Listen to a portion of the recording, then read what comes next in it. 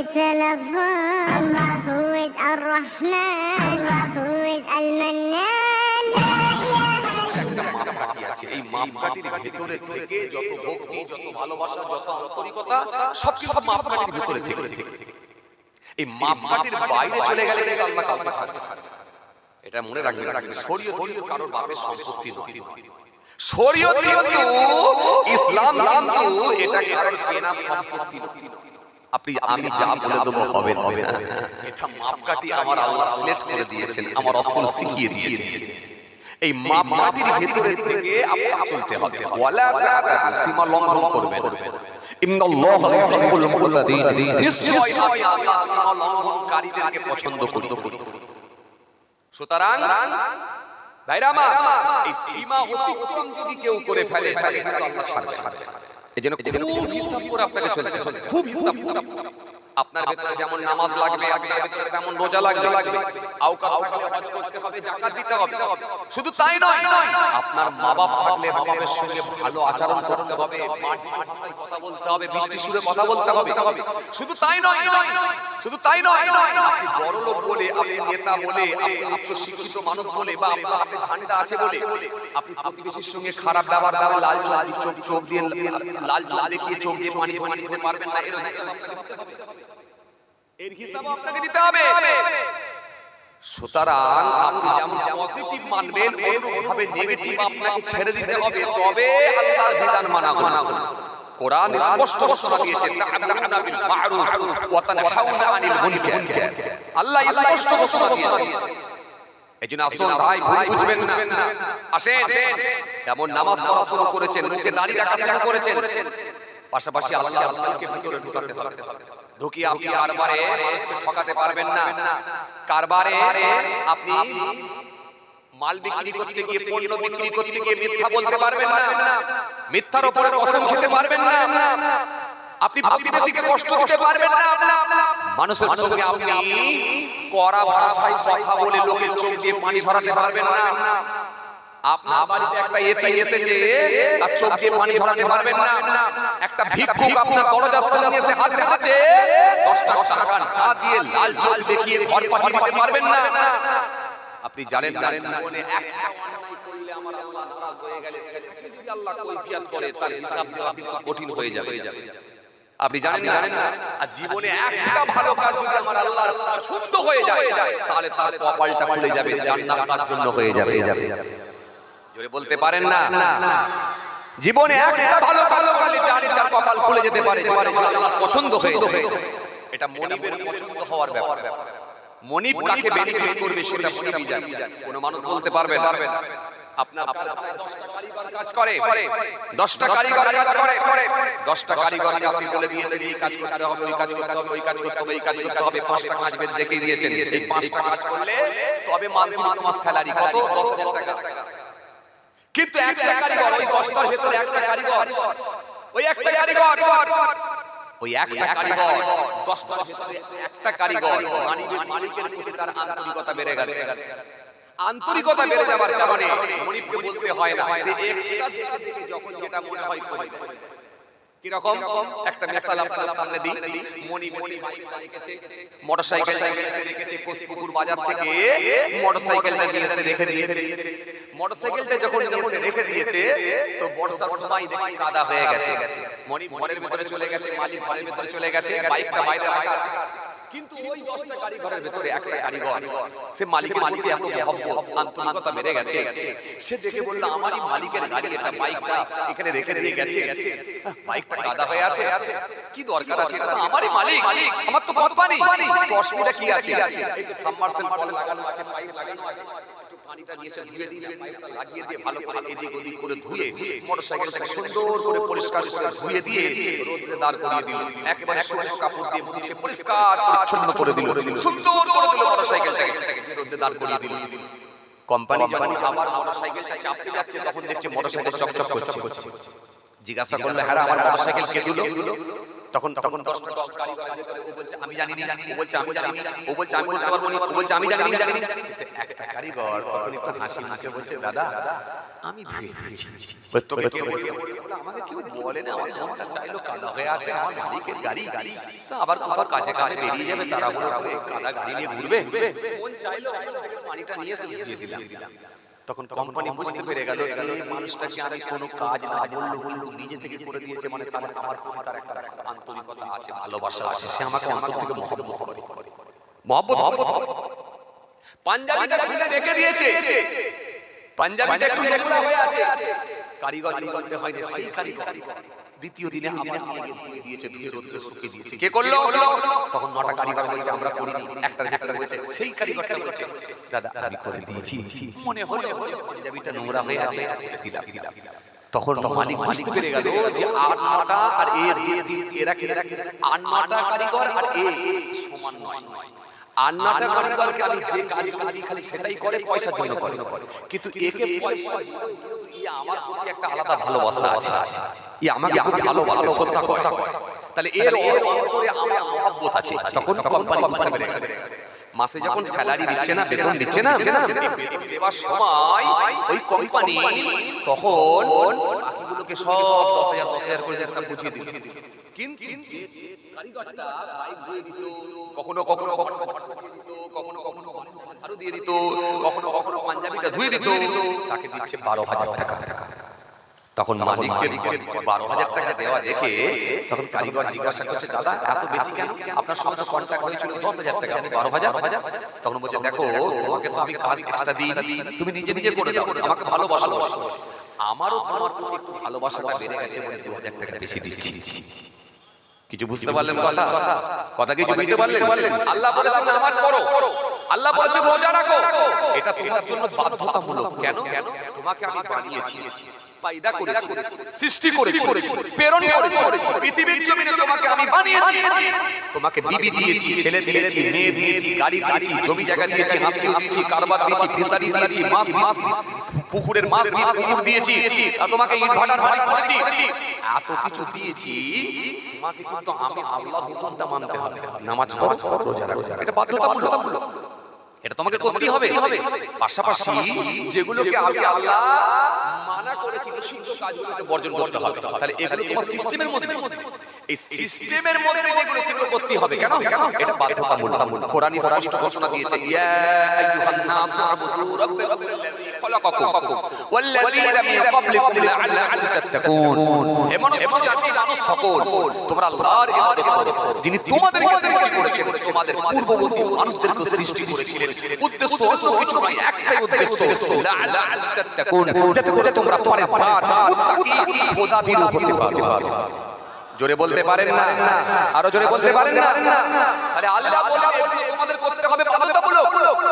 এর ভিতরে যদি কেউ বলে আমি তাহাজ্জুদের নামাজ পড়ব, কেউ যদি বলে আমি চাষের নামাজ পড়ব, কেউ যদি বলে এগুলোর মধ্যে থেকে এগুলো করে যেগুলো ডিউটির মধ্যে আছে সেগুলো পালন করে আমি একটু আমার মনিবকে রাজি করব, আমি আমার একটু মনিবের সন্তুষ্টি চাই, আমি আমার মনিবকে একটু খুশি করব, তাহাজ্জুদের নামাজ পড়ব, ইশরাকের নামাজ পড়ব, আবাবিলের নামাজ পড়ব, কিছু নফল রোজা রাখব, নফল জিকির করব, আমার মনিব জানবে আর আমি জানবো, আর কেউ জানবে না।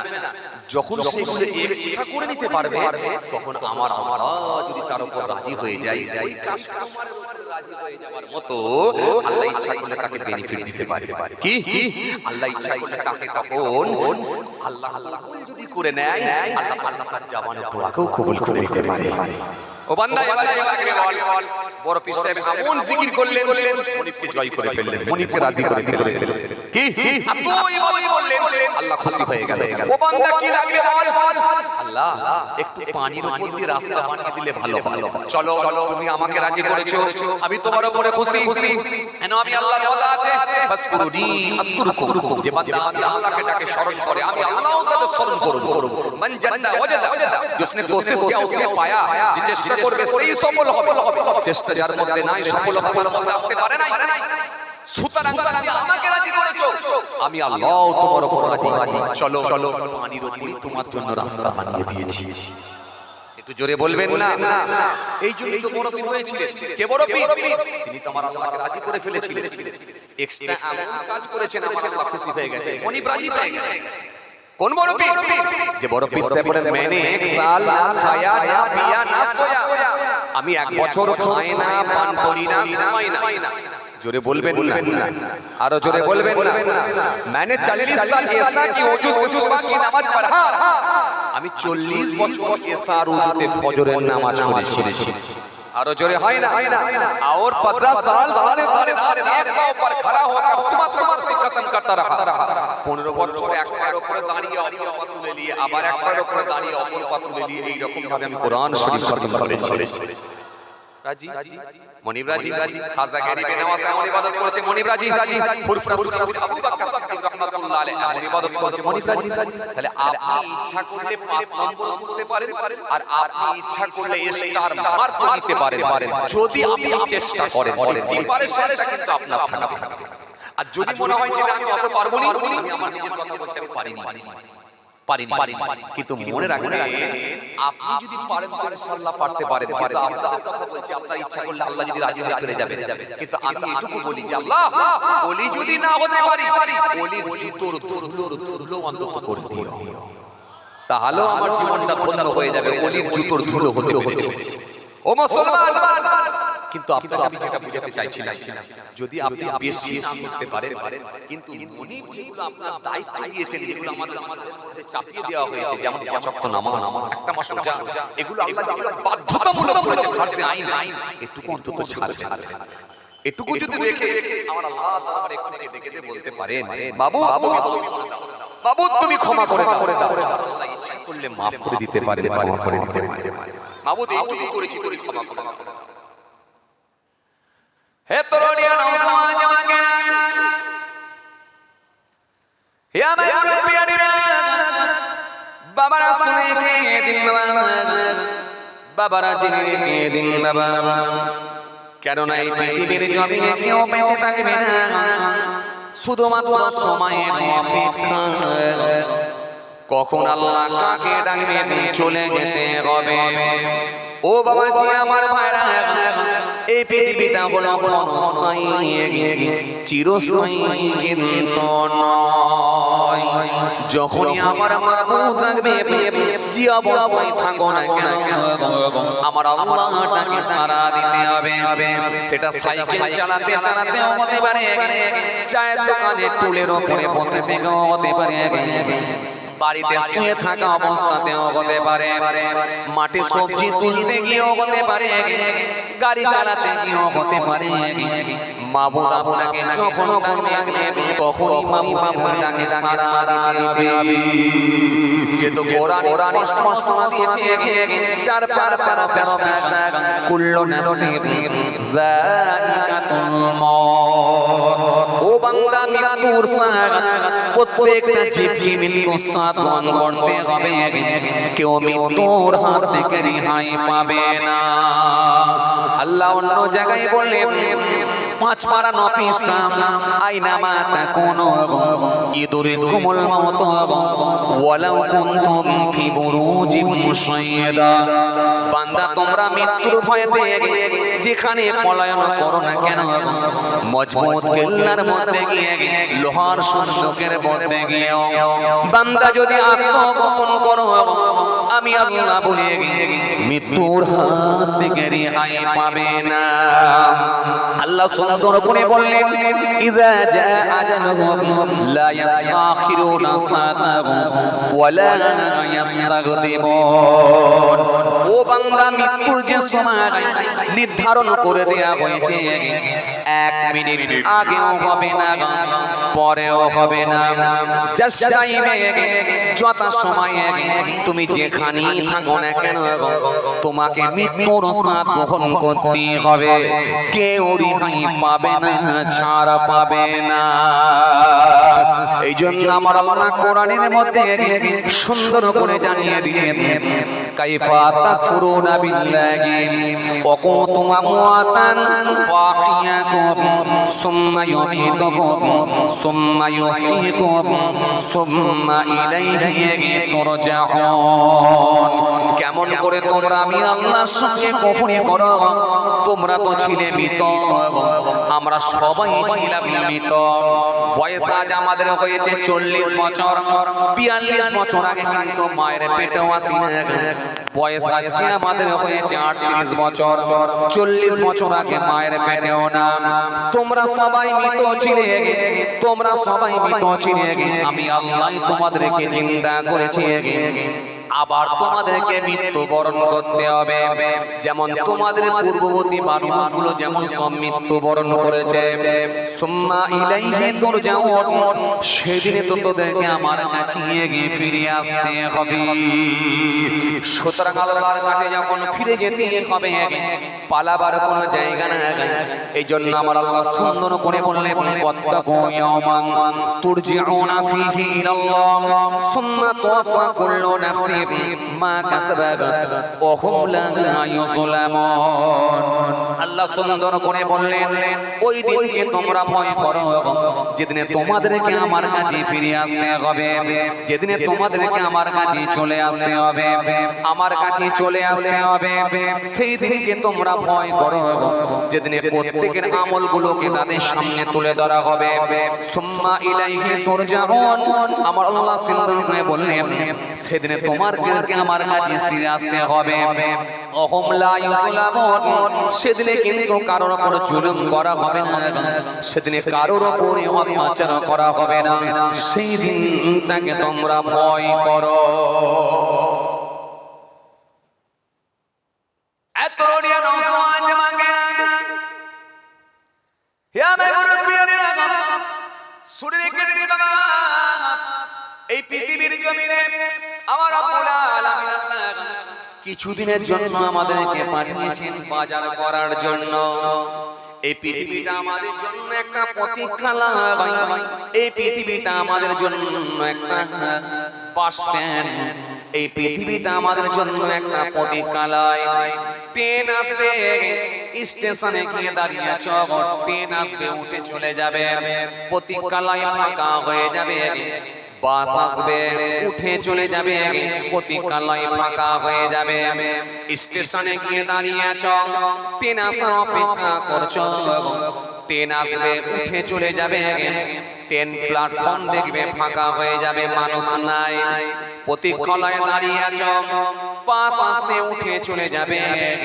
কিন্তু মনে রাখবে, প্রতীক্ষালয় ফাঁকা হয়ে যাবে, কিন্তু মানুষ নাই, মানুষ নাই। বড় বড় বিল্ডিং, লম্বা লম্বা গাড়ি, মাঠ মাঠ জমি, সবই ক্ষণস্থায়ী। আজরাইল ফেরেশতা যখন আসবে, মানুষ তখন চলে যাবে। বিল্ডিং দেখবে সে দাঁড়িয়ে রয়ে যাবে, গাড়ি দেখবে দাঁড়িয়ে রয়ে যাবে, কিন্তু ব্যবহার করার কোনো লোক থাকবে না। এই জন্য মৃত্যুকে স্মরণ করে পৃথিবীর জমিনে যে ব্যক্তিটা সঞ্চয় করতে পেরেছে, গুছিয়ে নিতে পেরেছে, যতটা আমার আল্লাহকে পেরেছে রাজি করে নিতে পেরেছে, ওই ব্যক্তিটাই হলো গেনার সাকসেসফুল। কথা কিছু বুঝিয়ে যাচ্ছে বাবা? হ্যাঁ, একেবারে বাস্তব কথা দু চারটা সামনে বলছি, খুব কমন কথা, যেগুলো একেবারে চিরসত্য কথা, মৃত্যু অনিবার্য, পালাবার কোনো জায়গা নেই। কিন্তু এই মানুষ দুনিয়ার লোভ, দুনিয়ার চাহিদা, দুনিয়ার মোহ, দুনিয়ার ভালোবাসা মানুষের ভেতরে এমন ভাবে ঢুকে গেছে, দুনিয়া এমন ভাবে মানুষকে গ্রাস করে ফেলেছে। মানুষ দেখেন মৃত্যু হয়ে গেলে যখন মাটি দিতে যায়, কাফনের বলে খাটিয়ার পেছনে হেঁটে হেঁটে যায়, তখনও কিছু মানুষ আছে দেখবেন মওতকে কাছে কাছে করতে পারে না। আছে না? এই কথা বলেন না, আছে না? নাই?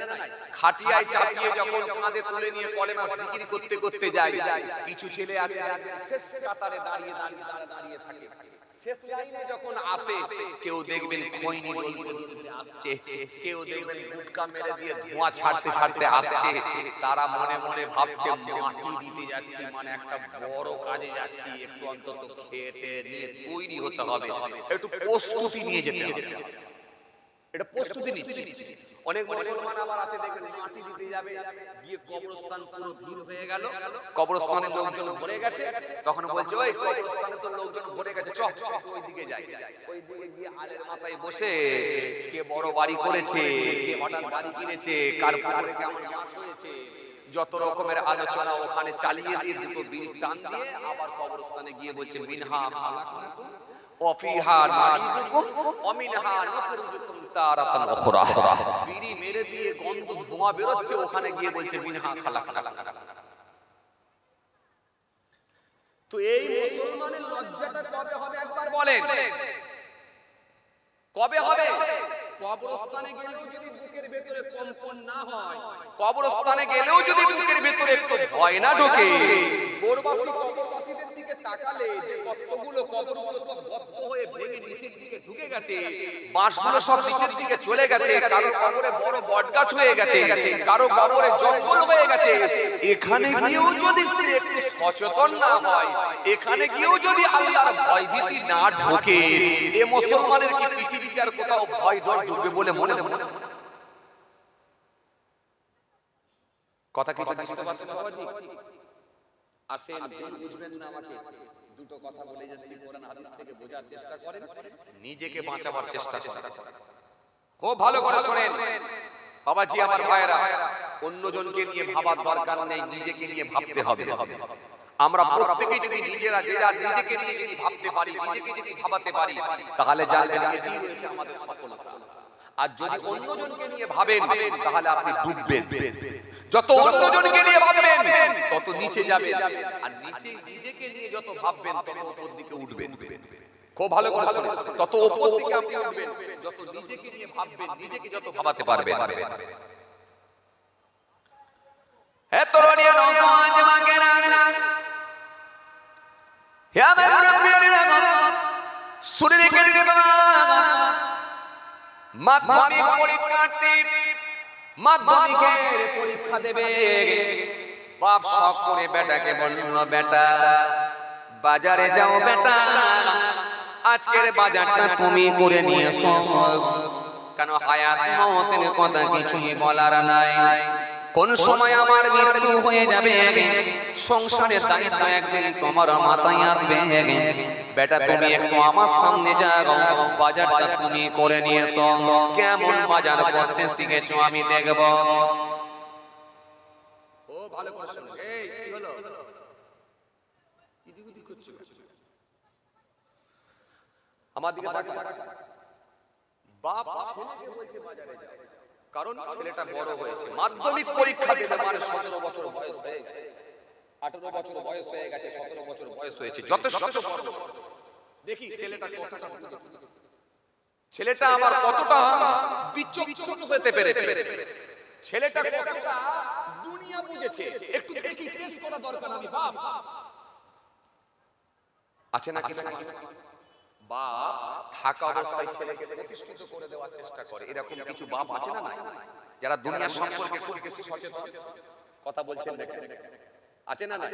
আমি থাকা অবস্থায় অন্তত বাপ চিন্তা করে আমি থাকা অবস্থায় অন্তত ছেলেটাকে ঠিক জায়গায় লাগিয়ে দিয়ে যাই, ওকে দাঁড় করিয়ে দিই, ওকে স্টাবলিশ করে দিই, কারণ আমি থাকা অবস্থায়, আমি মরে যাওয়ার পরে হয়তো সে খুঁজে পাবে না কিছু, সুতরাং আমার বিজনেসে একটু মাঝে মাঝে দিয়ে এসে বসো ছেলে বসো, আমি কারিগরের আমি কাস্টমারের সঙ্গে কেমন করে কথা বলছি শেখো, আমি কেমন করে লেবারদের সঙ্গে কথা বলছি শেখো, হার্ডওয়্যারসের দোকানে মাঝে মাঝে বসাই দেখবেন কিছু বাপ আছে, কিছু বাপ আছে দেখবেন কাপড়ের দোকানে ছেলেদেরকে মাঝে মাঝে বসাই, সেখানে বসাই, এই বস দেখ দেখ আমি কাস্টমারের সঙ্গে কিভাবে কথা বলছি, দেখ কেমন করে দামাদামি করছে, দেখ কিরকম করে তার সঙ্গে কথা বলছি, দেখ আমার টেকনিকগুলো শেখ।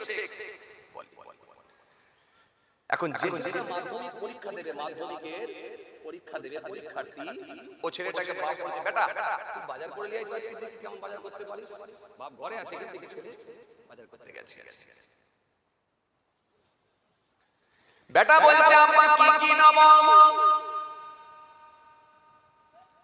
বাপ বলছে বেটা, হে আমার বেটা, তুমি বাজারে যাও, বাজারে গিয়ে নেবে 1 কিলো মাছ, বাজারে গিয়ে নেবে 3 কিলো আলু, বাজারে গিয়ে নেবে 500 পেঁয়াজ, বাজারে গিয়ে নেবে তুমি 500 টমেটো, বাজারে গিয়ে নেবে তুমি 500 বেগুন। তুমি এরকম ভাবে দেখে শুনে বাজারে নেবে। আর মুদিখানা দোকানে যেন ভুলে যেও না, চাল নেবে, সরষের তেল নেবে, মসুর ডাল নেবে, আর ডিম নেবে। এই সদাগুলো যেন তুমি ভুলে যেও না। ছেলে বাজারে চলে গেল, বাজারে গিয়ে ছেলের হাতে ব্যাগ নিয়ে বাজারে গিয়ে, ছেলেটা যখন বাজারে গেছে, বাজারে গিয়ে যখন এবারে কেনাকাটা করেছে, ও বাবাজি আমার ভাইরা, মাছ নিয়েছে, আলু নিয়েছে, পেঁয়াজ নিয়েছে, কিন্তু টমেটো নিতে ভুলে গেছে, বেগুন নিতে ভুলে গেছে। যে কটা মনে ছিল সে কটাই নিয়েছে, নিয়ে কি করেছে, খরচ চলে এসেছে। বাপ বলল বেটা কি কি নিয়েছ? বেটা বলল আব্বা মাছ নিয়েছি, আমি আলু নিয়েছি, মাছ নিয়েছি, পেঁয়াজ নিয়েছি। বেটা আব্বা বলল বেটা বেগুন কই? বলে বেগুন ভুলে গেছি। বাপ বলল বেটা তবে বলো টমেটো কই? বলে টমেটো ভুলে গেছি। মুদিখানা দোকানে কি নিয়েছ? বলে চাল নিয়েছি, সরষের তেল নিয়েছি, ডিম নিয়েছি। বাপ বলল বেটা সরষের তেল তো নিয়েছিস, তো গেল কোথায় মসুর ডাল? বলে ভুলে গেছি। তখন বেটা বলল আব্বা এত সদা কি আমি মনে রাখতে পারি? তুমি একটু অন্তত লিখে দিতে পারতে। আব্বা বলল বেটা সত্যি ঠিকই বলেছিস, লিখে দিলে আরো ভুলে যেতিস না। আয় বেটা আমি তোকে লিখে দিয়ে, বলে সুন্দর করে পদ্ম করে দিল। দিয়ে বলল বেটা আগামী কালকে তুই এই বাজারগুলো করে নিয়ে আসবি। পরের দিনের পদ্ম একটা লম্বা করে দিল।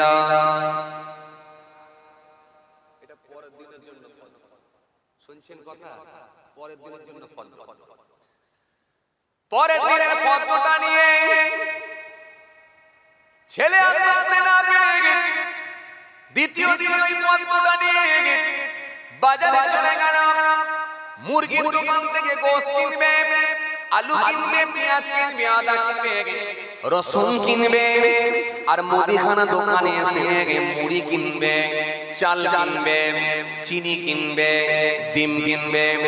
কিন্তু হাতের ব্যাগ পকেটে পদ্ম নিয়ে এবারে বাজারে যখন গেল দেখলো বেশ কিছু মানুষ গোল হয়ে দাঁড়িয়ে আছে এক জায়গায়। যুবক ছেলে মনে মনে ভাবলো এত মানুষের ভিড় কেন? একবার অন্তত গিয়ে আমি দেখে আসি। ওই ভিড়ের ভেতরে যখন গিয়ে ঢুকে গেল দেখলো বেশ জমিয়ে খেলা হচ্ছে। এখানে একটা বাঁদরের খেলা হচ্ছে। আপনারা কি কোনোদিন বাঁদর খেলা দেখেছেন? মাঝে মাঝে সাতুরিয়া বাজারে বাঁদর খেলা হয়। কথা বলছেন না কেন? হয়। সাপ খেলা হয়। কথা বলছেন না কেন? হয়। ছেলেটার বয়স হলো অল্প, সামনে মাধ্যমিক পরীক্ষা দিবে।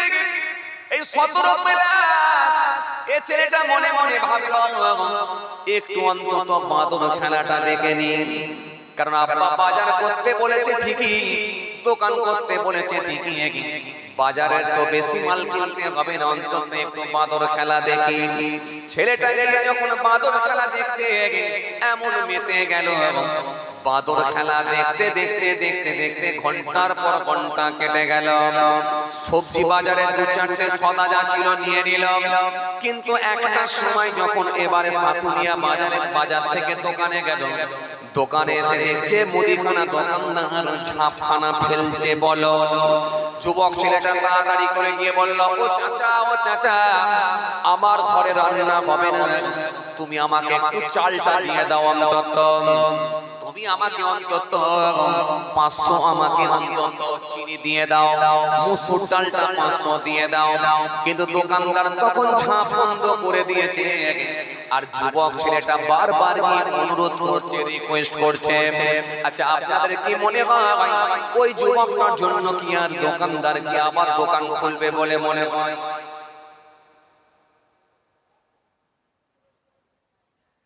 দোকানদার সেই সময় বলল আধার কথা চিলিস, ঘড়ির কাঁটা একটা পার হয়ে গেছে, এত বড় কোথায় চলে গেছিস? তখন ওই যুবকটা বলছে আমি একটু হাটে গিয়েছিলাম বাজারে। তো বাজারে গিয়েছিস তো এতক্ষণ ধরে কি বাজারে থাকে? বেলা 1:20 বাইছে, এতক্ষণ কোথায় চলে গেছিস? তুই এসে তো দোকানটা করে দিতে পারতিস, যা এখান থেকে সরে যা। রাতের বেলা আসবি বা সন্ধ্যে বেলা আসবি, চলে যা, বা বিকেল বেলা আসবি। পাঠিয়ে দিল, আপনাকে আমি সদা দেবো না, পাঠিয়ে দিল।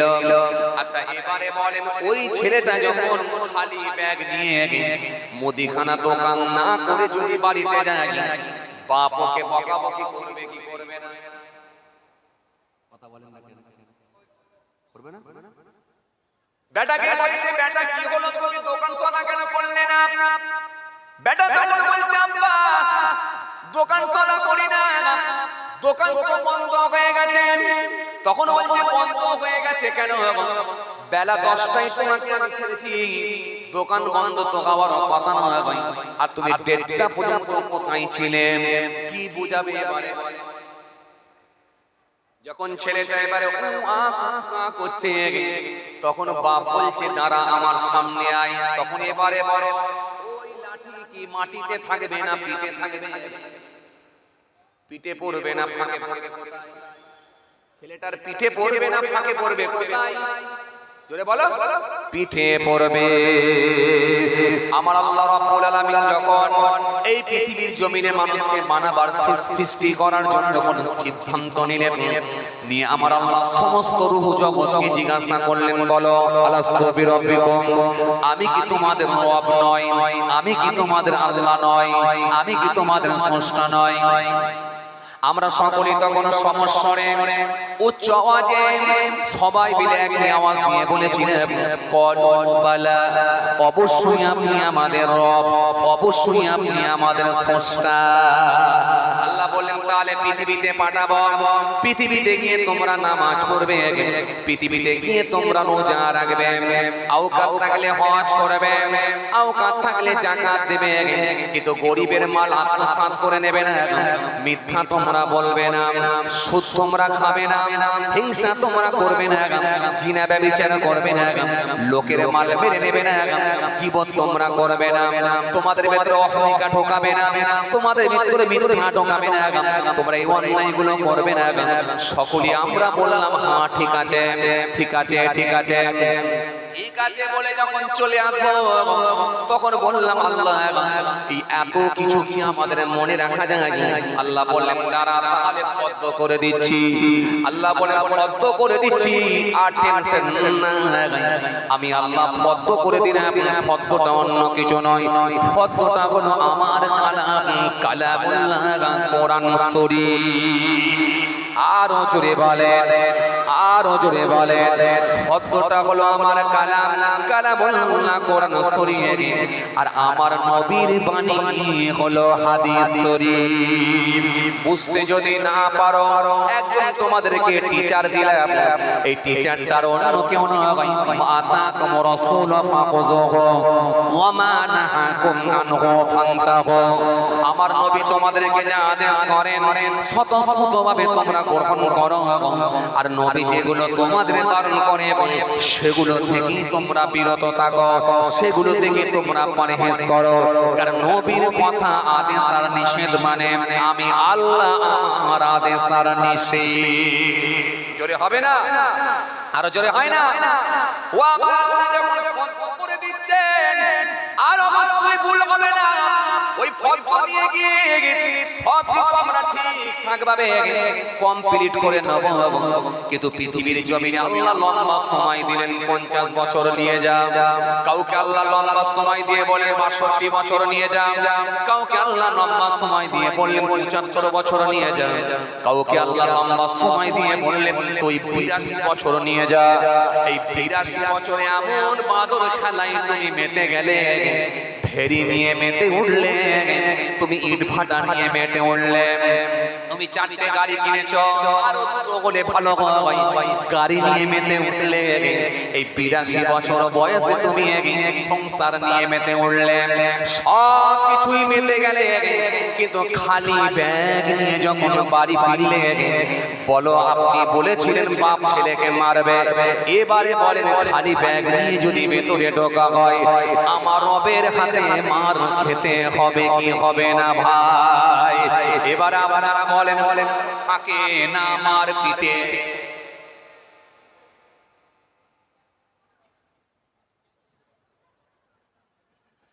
কথা কিছু বুঝতে পারছেন আমার? হ্যাঁ, আমি একটু বাস্তববাদী লোক ভাই, বাস্তবগুলোই একটু আমি তুলে ধরি কোরআন হাদিসকে সামনে। খালি ব্যাগ আল্লাহ জলসা শুনেছি, কে বলেছিল এসব নামাজ পড়েছি? আল্লাহ জানাজার নামাজ পড়েছিলাম, কে পড়তে বলেছিল? জোহরের নামাজ পড়িসনি? কে পড়তে বলেছিল? আল্লাহ মুহররমের রোজা রেখেছিলাম, কে রেখে রাখতে বলেছিল?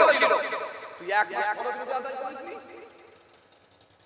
বেয়াদব কথা করে ফেরেশতাকে বলবে মার মার মার মার, মারের কোনো ব্রেক নেই। ও বাবাজি খুব ভালো করে তাকান, ফেরেশতা এমন পিটবে মারের কোনো ব্রেক থাকবে না, হাফ টাইম। কি বুঝতে পারছেন কথা? আমি আপনাদের প্রথমেই বলে নিয়েছিলাম মনিবের মন জয় করলে মনিব আপনাকে বেনিফিট দিতে পারে, 10,000 এর জায়গায় 12,000 দিতে পারে। আপনি যদি আমার আল্লাহকে রাজি করে ফেলতে পারেন, আমার আল্লাহ আপনার জামানের দোয়া কবুল করে নিতে পারে, আপনি যা চাইবেন তাই হতে পারে। দাদা হুজুর কেবলা আল্লাহর দরবারে বলেন আল্লাহ সেজে বাবু আমাকে গুলি করতে চাইছে, আল্লাহ তুমি যেটা ভালো হয় করো, তুমি যদি বাঁচাও তবে আমি বাঁচতে চাই। আল্লাহ বলেন তুমি আমার প্রিয়জন, তুমি আমার মাহবুব বান্দা, কারণ আমি আল্লাহ ঘোষণা দিয়েছি ইয়া আইয়ুহাল্লাযীনা আমানুত্তাকুল্লাহ, এই বান্দারা তোমরা আমি আল্লাহকে ভয় করো, ওয়াকুনু মা'আস সাদিকিন, আমার যারা মনোনীত বান্দা হয়ে গেছে তাদের সঙ্গী তোমরা হয়ে যাও। জোরে বলতে পারেন না? আরো জোরে হয় না? চলো আমি আল্লাহ বলছি, টেনশন নিতে হবে না। ও সেজে বাবু গুলি করবে, কত বাবু আসবে আর যাবে, তোমাকে মারবে একটা লাগবে, আর জানালা দিয়ে গুলি চালাবে, গুলি বেরিয়ে যাবে, কেউ আটকাতে পারবে না। জোরে বলতে পারেন না? সেজে বাবু গুলি করলো, দাদা হুজুর দাঁড়িয়ে রইল, একটাও লাগলো না, জানালা দিয়ে গুলি চালাই, গুলি চলে গেল, কেউ আটকাতে পারলো না। সেজে বাবু বলল এ তো সাধারণ মানুষ না, এই মানুষের ভিতরে কিছু একটা ব্যাপার আছে, এটা কোন সাধারণ মানুষ হতে পারে না। তখন সেজে বাবু বলল না, জড়িয়ে ধরতে হবে, পা দুটো জড়িয়ে ধরতে বলে উনি বলেন ডোন্ট টাচ মি, তুমি আমাকে টাচ করো না, কি হয়েছে বলো? তখন বললেন বাবা বিশেপ আপনার ক্ষমতা দেখে আমি অবাক। বলে হাযা মিন ফাজলি রাব্বি, এটা আমার কোনো ক্ষমতা নয়, এটা আমার মাবুদ আল্লাহর দেওয়া দান। জোরে বলবেন না? তিনি দয়া করে আমাকে দিয়েছেন তাই পেয়েছি। ও সেজে বাবু আমি আবু বকর বুঝে উঠতে পারিনি, ইচ্ছাকৃতভাবে তোমার বগিতে, তোমার ফার্স্ট ক্লাস বগির মধ্যে উঠিনি, আমি বুড়ো মানুষ ভুলবশত উঠে পড়েছিলাম, তোমাকে বারবার অনুরোধ করেছিলাম যে আমি সামনের স্টেশনে যাব, বগিতে চলে যাব, কিন্তু তুমি শুনলে না, গুলি করলি, তো মারো, গুলি করলি, লাগলো না। আমার দাদা হুজুর কিবলাকে আল্লাহ হেফাজত করলেন, সেই জমিদার ফ্যামিলি সেই ফুরফুরা শরীফকে আজও পর্যন্ত সম্মান করে, শ্রদ্ধা করে, কারণ দাদা হুজুরের অলৌকিক ক্ষমতা আল্লাহ দেখিয়ে দিয়েছে। কিছু বোঝা যাচ্ছে বাবাজি? মনিবের মন জয়, মনিবকে রাজি, যা বলেছে তাই হয়েছে। তো সুতরাং আপনাকে আমি যেটা বুঝাতে চাইছিলাম, এখন এত তো আমরা করতে পারবেন, পারবেন? এই জোরে বলেন পারবেন? ইনশাআল্লাহ আপনারা হয়তো পারতে পারে, কেন নবীর দরজা বন্ধ হয়েছে, ওলির দরজা তো খোলা। যে অলির দরজা খোলা, তবে ইবাদতটাও কিন্তু কম নয়। আবার ভালো করে শুনে, আবার ছোট্ট ভালো কাজে তো আমার আল্লাহ খুশি হয়ে যেতে পারে, সেটা আল্লাহর মাশিয়াত, আল্লাহর মাশিয়াত, আল্লাহর ইচ্ছা। জি রাসূল বললেন, এ হযরতে বেলাল, তুমি কি এমন ইবাদত করো বলো তো, তোমার জন্য আমার আল্লাহ খুশি হয়ে গিয়ে আমাকে জানিয়ে দিয়েছে জান্নাতে তোমার জন্য আল্লাহ ঘর রেখে দিয়েছেন। জোরে বলবেন না। হযরতে বেলাল বলেছেন, হুজুর হুজুর ইয়া রাসূলুল্লাহ, হাবিবাল্লাহ, তেমন স্পেশাল তো ইবাদত আমার কিছু নেই, নিশ্চয় তোমার মধ্যে কোনো ভালো কাজ আছে, বলো বেলাল কি এমন ইবাদত করো বলো। হযরতে বেলাল বললেন, ইয়া রাসূলুল্লাহ, আমার তো তেমন কোনো ভালো কাজ নেই, তবে একটা ভালো কাজ হতে পারে, এটাই হতে পারে। বলে কি বলো তো। হযরতে বেলাল সেই সময় বলেছিলেন, ইয়া রাসূলুল্লাহ, ইয়া হাবিবাল্লাহ, আমি বেলালের তেমন কোনো স্পেশাল ভালো কাজ নাই, কিন্তু আমি বেলাল একটা কাজ করি, আমি যখন নামাজ পড়ার জন্য ওযু করি, কিন্তু ওযু করে নিয়ে 2 রাকাত তাহিয়াতুল ওযু করে নি। আমার রাসূলুল্লাহ বললেন, বেলাল, এই যে 2 রাকাত নামাজটা তুমি পড়ে না, এটা দিয়ে আমার আল্লাহ রাজি হয়ে গিয়ে আমাকে সুসংবাদ দিয়ে দিয়েছে। বুঝতে পারছেন? এই কথা বুঝতে পারছেন? এখন আপনি যদি বলেন যে আমি 15 বছর এক পায়ের উপরে দাঁড়িয়ে আর অপর পা তুলে নিয়ে কোরআন শরীফ পড়বো, এটা সম্ভব না। আমি আমার নিজের কথা বলছি, সম্ভব না, পারবো না ভাই। আলহামদুলিল্লাহ আপনারা হয়তো কেউ পারতে পারেন, এজন্য আমি ফার্স্ট বলেই নিয়েছি, আমি ওলিদের জুতোর ধুলো হতে চাই, ওলিদের জুতোর ধুলোর ধুলো হতে চাই, তাও আমি মাহমুদুল্লাহ হোসাইনি আমি নিজেকে ধন্য বলে মনে করব। ভাইরা আমার, বন্ধুরা আমার, সাথী মহব্বতের ভাইরা, যদি আপনারা পারেন তো আলহামদুলিল্লাহ, কিন্তু এটা খুব একটা সহজ না। 40 বছর সারুজতে ফজরের নামাজ, এটা খুব একটা সহজ নয়। 40 বছর সারুজতে ফজরের নামাজ, এটা খুব একটা সহজ নয়, এত সহজ নয়। আর যদি তা না পারি, অন্তত আমি আপনাকে কি বললাম, যেগুলো সদা খদ্দ করে দেওয়া হয়েছে, একটু অন্তত কিনে নিয়ে গেলে তো বাপের হাতে মার খাওয়ার থেকে বেঁচে যাচ্ছে। এই আমার কথা মনে বুঝতে পারেননি আপনারা, বুঝতে পারছেন? এই যেটুকু খদ্দ লিখে দিয়েছে, এটুকু যদি কিনে নিয়ে যাওয়া যেত, তাহলেই তো বাপের হাত থেকে মার খাওয়া বেঁচে যেত। আমার আল্লাহ যেটা আমাদের জন্য বাধ্যতামূলক করেছে, সেটুকু যদি করে নেওয়া যেত, আমার আল্লাহ রাজি হলে আমাদেরকে মাফ করে দিত। জোরে বলবেন না, আরো জোরে বলবেন না। হ্যাঁ, জীবনে এরকম করতে করতে করতে করতে করতে করতে কোন কাজ যদি আপনার ভালো লেগে যায় আমার আল্লাহর কাছে, তাহলে তো আপনার কপাল কপাল। বিসার হাফি রহমাতুল্লাহ আলাইহি একজন মস্ত বড় মাতাল ছিলেন, এই ওয়াজ আপনারা বারে বারে শুনেছেন। কিন্তু রাস্তা হেঁটে হেঁটে যাচ্ছেন, যাওয়ার পথে দেখা যাচ্ছে ছোট্ট একটা চিরকুটের উপরে আমার আল্লাহর নাম, বিসমিল্লাহির রহমানির রহিম। বিসার হাবি মনে মনে ভাবলেন, আমি মাতাল তো হতে পারি, কিন্তু আমার মাবুদের নাম করে থাকবে, আমি আমার আল্লাহর নাম করে থাকবে, এটা কি আমি মুসলমানের বাচ্চা হয়ে কখনো মেনে নিতে পারি? তুলে ফেললেন, মা দিলের মাথায় লাগালেন, চকয় লাগালেন, মা দুলির মধ্যে ভরে মোম দিয়ে এঁটে নিলেন, দিয়ে বললেন, এটাকে আমি এবারে কিন্তু আমি এটাকে সংরক্ষণ করতে পেরেছি, যাতে করে এটা কিন্তু আর নষ্ট হবার কোনো সম্ভাবনা নাই। আমার আল্লাহ এত খুশি হয়ে গেলেন, সেই জামানার বিখ্যাত ওলি হযরত হাসান বসরি রাহমাতুল্লাহ আলাইহি হুজুরকে আমার আল্লাহ ইলহাম দ্বারা জানিয়ে দিলেন, হে হাসান বসরি, বহুদিন নামাজ পড়ে জিকির করে আমার মাহবুব বান্দা ওলি বান্দা হয়েছে, আর আজকে বিসার একটা ছোট ছোট ভালো কাজ করেছে, আমি আল্লাহর কাছে খুব পছন্দনীয় হয়ে গেছে, আমার কাছে এত প্রিয় হয়ে গেছে, আমি আল্লাহ সহ্য করতে না পেরে সে আমার নামে তাজিম করার জন্য তার নামটাও আমি আল্লাহ তাজিম করে ওলি আল্লাহদের খাতাতে তার নাম লিখে দিয়েছি। জোরে বলবেন না।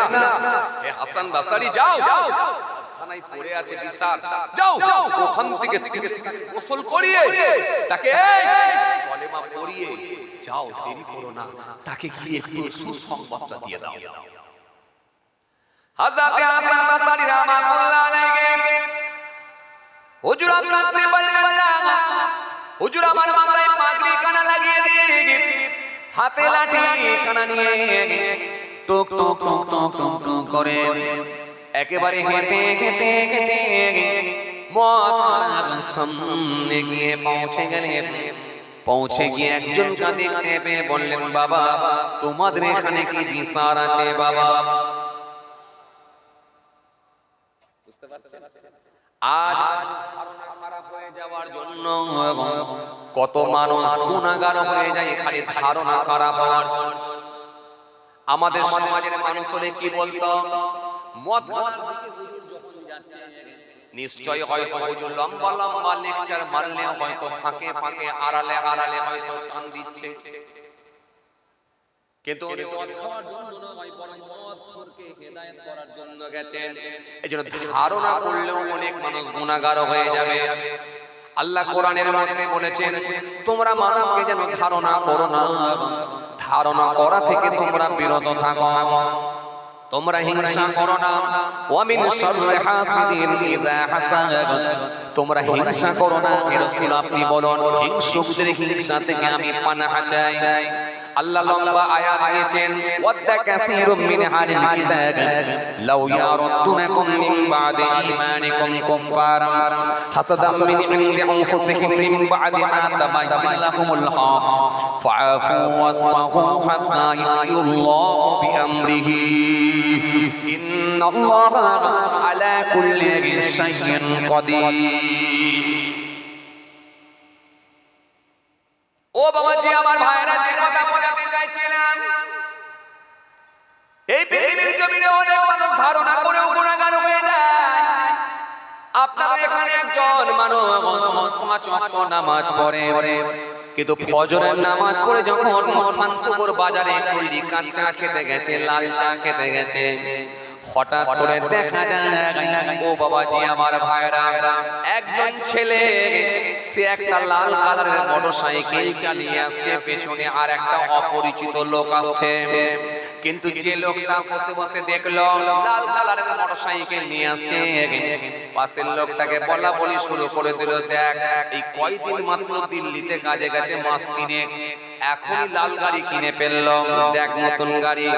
এদের ভিতরে কি করে যে কামাই সেটা আল্লাহই ভালো জানে, বলে নানা রকম মন্তব্য শুরু করলো। কিন্তু ওই লোকটার বাইক নয়, ওর পেছনে যে অপরিচিত লোকটা ছিল তার বাইক, এ একবার চালাচ্ছে। আপনি ধারণা করে নিলেন যে চুরি করে গাড়ি কিনেছে। এই ধারণাটাই হবে আপনার জন্য ক্ষতিকারক, এই ধারণাটাই হবে আপনার জাহান্নামায় যাবার কারণ।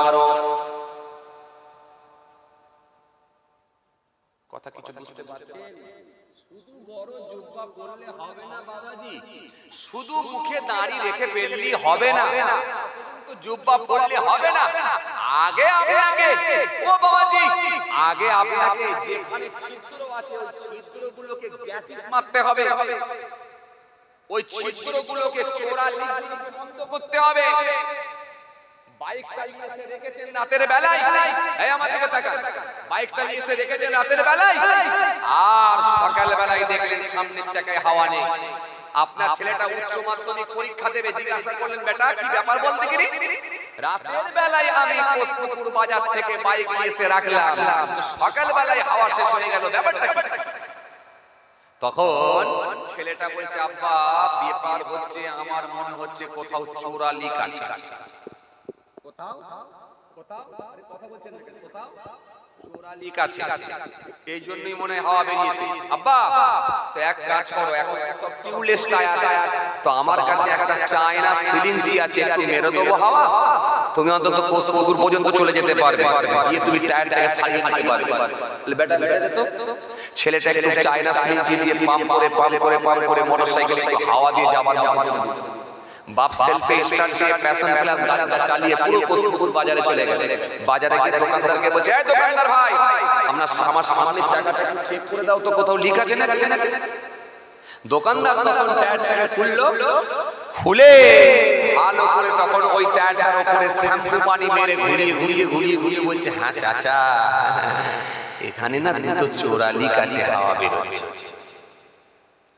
বলে বাগিয়ে দাও, হ্যাঁ বাগিয়ে দেবো তো, আমি তো ওই জন্যই বসে আছি বলে লম্বা একটা লাঠি মতো বের করলো, ওতে একটা আটা মতো লাগালো, লাগিয়ে দিয়ে এরকম করে টানলো, বন্ধ হয়ে গেল। এই শুনছেন আপনারা? বন্ধ হয়ে গেল। চোরালি বন্ধ হয়ে গেল। আপনি ফজরের নামাজ পড়ে যখন শানপুকুর বাজারে গিয়ে বসলেন, বসে যখন লিকার চা খাচ্ছেন, আর আপনার এলাকায় কি বলে মানিকতলা, এই মানিকতলা এলাকার দিকে যখন এক ডাক্তার বাড়ি ঢুকছে, তখন 82 বছর বয়স নিয়ে পাশের আরেক চাচাকে বললেন, হ্যাঁ ভাই, খালেক ভাই, এটা কার বাড়ি ঢুকছে গো? তখন খালেক ভাই বলছে, মনে হচ্ছে সত্তারের ছেলের বাড়ি ঢুকলো। এই এখানে যদি সত্তার হয় কেউ থাকে যেন রাগ করেননি ভাই, আমি জাস্ট বোঝানোর জন্য বলছি। খালেক ভাই তখন বলছে, মনে হচ্ছে সত্তারের ছেলের বাড়ি ঢুকলো। যখন সত্তারের ছেলের বাড়ি ঢুকলো, তখন আপনি বুড়ো লোক 82 বছর বয়স, তখন আবার খালেক ভাইকে বলছেন, খালেক ভাই, সত্তারের ছেলের বাড়ি ঢুকলো মানে তার মানে মনে বাড়ি করবে বুঝি? বলে হলে হতে পারে, 3 দিন আগে দেখলাম আমি নিয়ে এসে জায়গা মাপ করছিল। বলে বলো কি, সত্তারের ছেলে তো খুব বেশি দিন কাজ করতে যায়নি, ও তো শুনছি নাকি এটা বাইরে কোথায় কাজে গেছে যে? বলে হ্যাঁ আমি শুনছি। তো এত টাকা ইনকাম করে ফেললো কদিনের মধ্যে, জায়গা কিনে বাড়ি করবে বলে বাড়ি। দেখো আবার ভিতরে ভিতরে কি করেছে, এই ভালো করে শুনেন, দেখো আবার ভিতরে ভিতরে কি করেছে।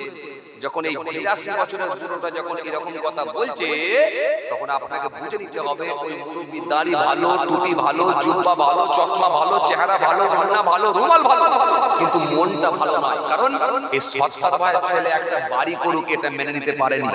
যখন মেনে নিতে পারছে না, ওই জন্যই বাজে কমেন্ট করছে, কারণ সে জানে না, মিথ্যা কমেন্ট করছে এই জন্য যাতে করে এটা সে মেনে নিতে পারে না তার উত্থানটাকে। আর যখন তার উত্থানটাকে মেনে নিতে পারে না, সে বাড়ি করছে বলে আপনার শরীরে যখন অ্যালার্জি ফুটে গেল, তখন আপনাকে বুঝতে হবে এটা ভালো লক্ষণ নয়। এই সবেমাত্র একটা বাড়ি ঢুকেছে, শরীরে অ্যালার্জি ফুটে গেছে, এরপরে আবার দেখা যাবে স্টোন চিপের গাড়ি ঢুকবে, তারপরে আবার দেখা যাবে রডের গাড়ি ঢুকবে, তারপরে আবার দেখা যাবে সিমেন্টের গাড়ি ঢুকবে, তারপরে আবার দেখা যাবে পাথরের গাড়ি ঢুকবে, তারপরে আবার দেখা যাবে ইটের গাড়ি ঢুকবে, তারপরে আবার দেখা যাবে বালির গাড়ি ঢুকবে। যখন এত গাড়ি ঢুকবে না, তখন আপনার গোটা শরীরে অ্যালার্জি ফুটে যাবে। আর অ্যালার্জি যখন ফুটে যাবে, তার মানে অন্যজনের উন্নতি যখন মেনে নিতে পারছেন না, তখন বুঝতে হবে আপনার ভেতরে একটা বড় মাপের হিংসা আছে। আর এই হিংসাটাই কিন্তু আপনার জন্য চোরালি। ইয়াকুমুল হাসাদা ফাইন্নাল হাসাদা ইয়াকুলুল হাসানা কামা তাকুলুন নারুল হাতাব। আল্লাহ নবী বললেন, হিংসা থেকে তোমরা পরহেজ করো, হিংসা থেকে তোমরা বেঁচে থাকো। আমি নবী বলছি, আগুন যেমন কাঠকে খেয়ে নেয়, হিংসা তেমন আমলকে খেয়ে নেয়। কিছু বোঝা গেল? এই কথা মনে আমার বোঝে না, বোঝা গেল? আরে বাবা, কার ভিতরে হিংসা নেই আপনি বলেন তো? ঠেলাওয়ালা, মুলোওয়ালা, আলুওয়ালা, কলাওয়ালা বরং কম। হাজি সাহেবের ভিতরে হিংসা বেশি, মৌলী সাহেবের ভিতরে হিংসা বেশি, হুজুর সাহেবের ভিতরে হিংসা বেশি, পীর সাহেবের ভিতরে হিংসা বেশি, ইমাম সাহেবের ভিতরে হিংসা বেশি। হিংসা দেখবেন এদের ভিতরে আবার বেশি আছে। এদের ভিতরে হয়তো আমি মেনে নিয়েছি লটারি নাই, এদের ভিতরে হয়তো মেনে নিয়েছি সুদ নাই, এদের ভিতরে হয়তো মেনে নিয়েছি ঘুষ নাই। হিংসা মুক্ত এখনো হতে পারে নাই। বলবেন হুজুর প্রমাণ? ওই দাও, প্রমাণ ছাড়া কথা বলি না। ও মুসলমান ভালো করে শুনেন, ফেসবুকটা খোলেন, এক বক্তা আরেক বক্তার সঙ্গে লেগে আছে, দেখেন। এই আমার কথা মনে হয় বুঝতে পারেননি আপনারা। এক হুজুর আরেক হুজুরের সঙ্গে লেগে আছে, দেখেন। এই দিক থেকে ইট ছুটছে, ও ওই দিক থেকে পাথর ছুটছে, কেউ কাউকে কিন্তু ছাড়বে না। যা লড়াই চলছে ফেসবুকের মাধ্যমে। কথা বলছেন না কেন? হ্যাঁ না দেবেন তো? আপনারা কথা বলতে পারেননি, বকে লাভ কি আছে? তাই তো আপনি বকলে হুজুর আপনাকে নজরানা দেবে, আপনারা একটু বকবেন তো, বিরিয়ানি দেবেন তো, সমস্যা কি আছে? সবাই তো কম বেশি করে হবে, তো আলহামদুলিল্লাহ, অসুবিধা কি আছে? আপনারা মাঝে মাঝে বকবেন, সবসময় কেন? আসেন, আমি যে কথা আপনাকে বোঝাতে চাইছিলাম, রাগ করবেন না, বোঝার চেষ্টা করেন। তাহলে আসেন, এক হুজুর আর এক হুজুর, এক বক্তা আর এক বক্তা, ই ওকে কটাক্ষ করে, ও ওকে কটাক্ষ করে, এই লড়াই চলছে কি চলে? চলছে কি চলেনি? চলছে।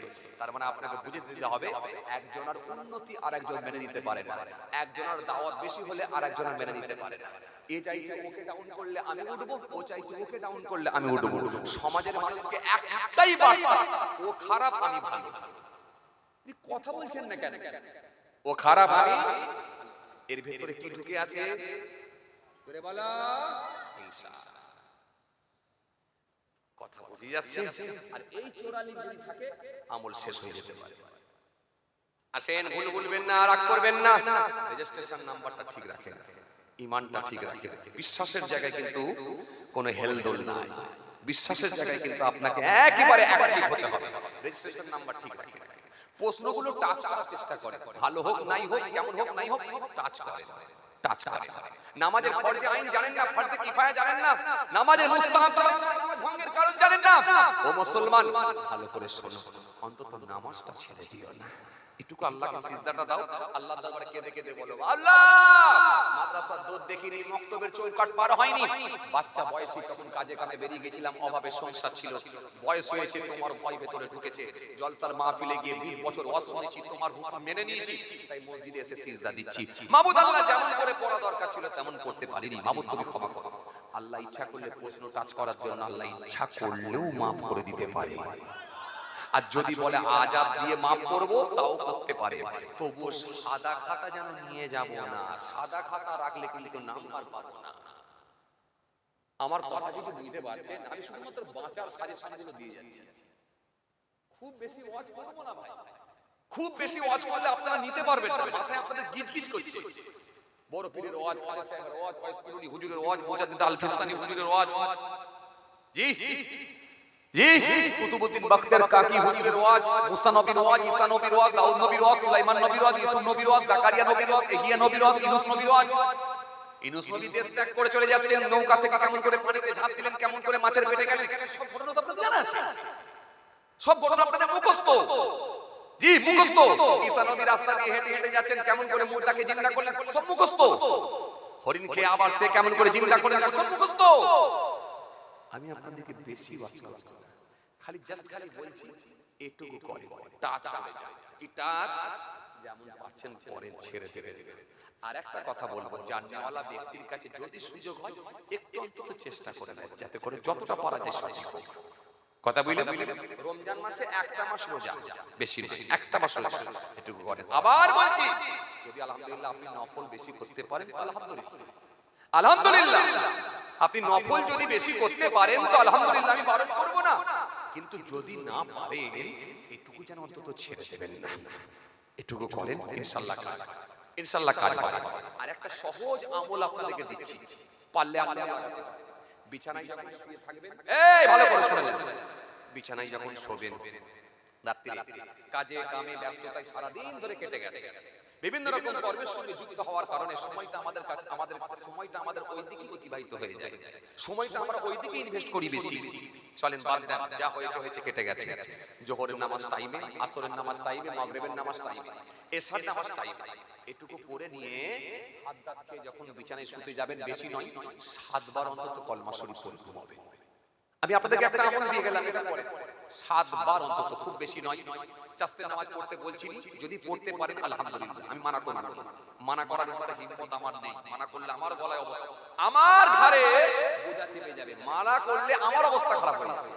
আমি মানা করতে পারবো না, যদি পড়তে পারেন আলহামদুলিল্লাহ, মানা করব না। কিন্তু আপনাকে আমি এটা বলবো, যদি চাস্তের নামাজ, ইশরাকের নামাজ, তাহাজ্জুদের নামাজ যদি না পারেন, অন্তত একটা আমল করেন, 7 বার অন্তত কলেমা শরীফটা পড়ে বিছানায় শুয়ে। শুনছেন আপনারা? বিছানায় শুয়ে পড়েছেন, এতটুকু কি লা ইলাহা ইল্লাল্লাহ মুহাম্মাদুর রাসূলুল্লাহ সাল্লাল্লাহু আলাইহি ওয়াসাল্লাম, লা ইলাহা ইল্লাল্লাহ মুহাম্মাদুর রাসূলুল্লাহ সাল্লাল্লাহু আলাইহি ওয়াসাল্লাম, লা ইলাহা, পড়ুন, চুপ করে বসে আছেন কেন, পড়ুন, লা ইলাহা ইল্লাল্লাহ মুহাম্মাদুর রাসূলুল্লাহ সাল্লাল্লাহু আলাইহি ওয়াসাল্লাম। এটাকে অন্তত 7 বার করে পড়ুন। কেন? এই কালেমার গুরুত্ব, কালেমার ফাজিলাত, কালেমার তাৎপর্য অনেক। ফিকির কিতাবের মধ্যে পাওয়া যায়, জীবনে একবার কলেমা পড়াটা হলো ফরজ, আর কালেমার অর্থের উপরে মৃত্যু পর্যন্ত বিশ্বাস স্থাপন করা, এটা হলো ফরজে দায়ী। এজন্য বাচ্চা যখন কথা বলা শুরু করে, ওই বাচ্চাকে পড়াতে হয়, পড়ো বেটা, পড়ো, কথা বলতে শিখেছে, পড়ো পড়ো, আল্লাহ আল্লাহ, পড়ো, লা ইলাহা ইল্লাল্লাহ, লা ইলাহা ইলাহা ইল্লাল্লাহ লা ইলাহা ইল্লাল্লাহ লা ইলাহা ইল্লাল্লাহ মুহাম্মাদুর রাসূলুল্লাহ সাল্লাল্লাহু আলাইহি ওয়াসাল্লাম। এ কালেমা শরীফ কোথায়? ও বাবাজি আমার ভাইরা, নূরের আরশে আমার আল্লাহ লিখে দিয়েছে লা ইলাহা ইল্লাল্লাহ মুহাম্মাদুর রাসূলুল্লাহ।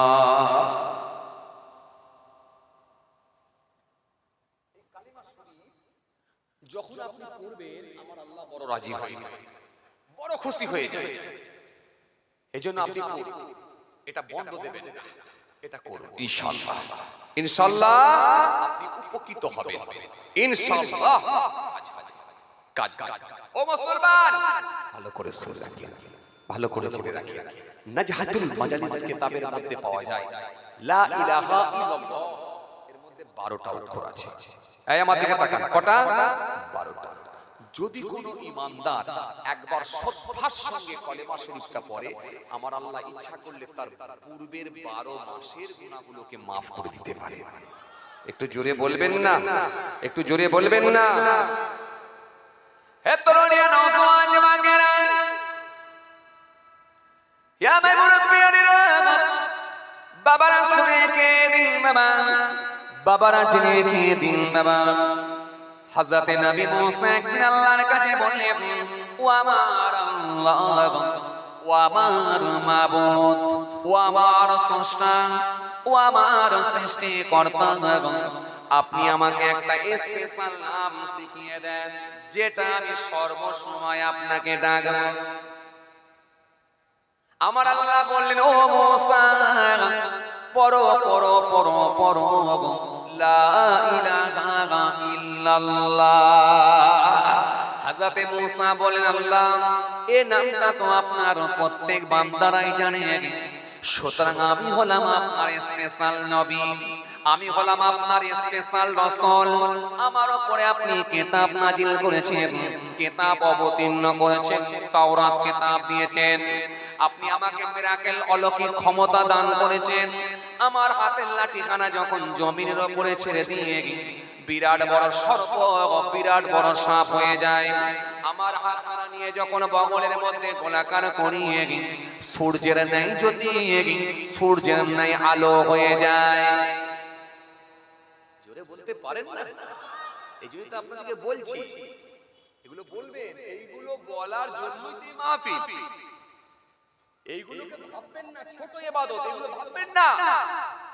আমার নবী শিখিয়েছিলেন, হে আবু জার, হে আবু জার গফফারি, শুনো, তুমি ভাবো না, ইয়া জার লা তাহকিরান্নাল মারুফ সাইয়্যা। হে আবু জার, মনে রেখে দিও আমি রাসূল তোমাকে কয়েকটা কথা বলে যাই।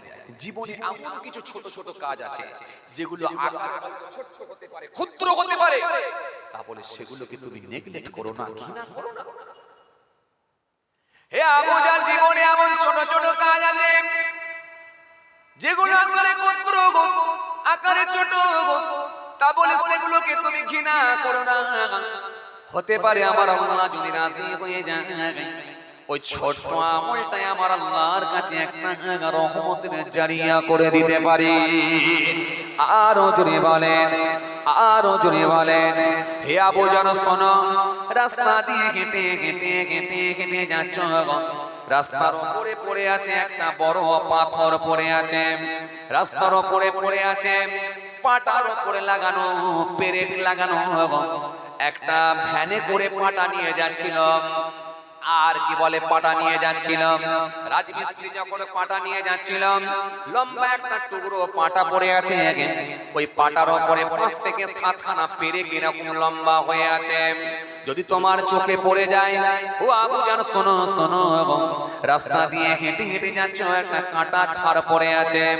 এই কষ্টদায়ক বস্তুটা যখন রাস্তার উপরে পড়ে থাকবে, যখন তুমি দেখতে পাবে ওটাকে তুলে নিয়ে গিয়ে এমন এক সাইডে নিয়ে গিয়ে ফেলে দাও যাতে করে পরবর্তী কোনো প্রতীকের যেন কষ্ট না হয়ে যায়। মনে রেখো আমার আল্লাহ যদি রাজি হয়ে যায় এই ছোট্ট আমল ছোট্ট ভালো কাজকে কবুল করে নিলে এটাই তোমার জন্য নাজাতের ওসিলা করে দিতে পারে। কথা বুঝতে পারছেন বাবাজি? আমরা কি করি?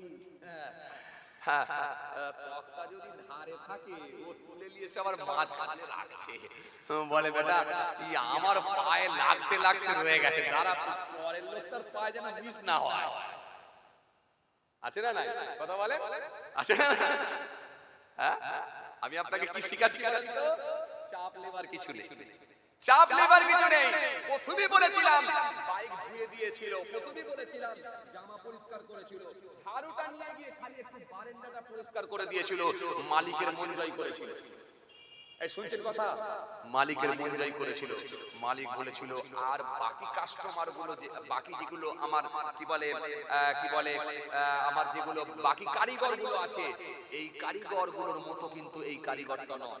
এই কারিগরটা আমাকে কিন্তু ভালোবাসে, এর মধ্যে আমার প্রতি আলাদা একটা আন্তরিকতা আছে, এর মধ্যে আমার প্রতি একটা আলাদা ভালোবাসা আছে, এ কিন্তু আমাকে মহব্বত করে, কারণ নিজে দেখে দেখে কাজ করে। একে কিন্তু আমি বলিনি এটা করতে হবে, তার রুটিং এর মধ্যে ছিল না, কিন্তু সে ভালোবাসে, এটা তার প্রমাণ দিয়েছে।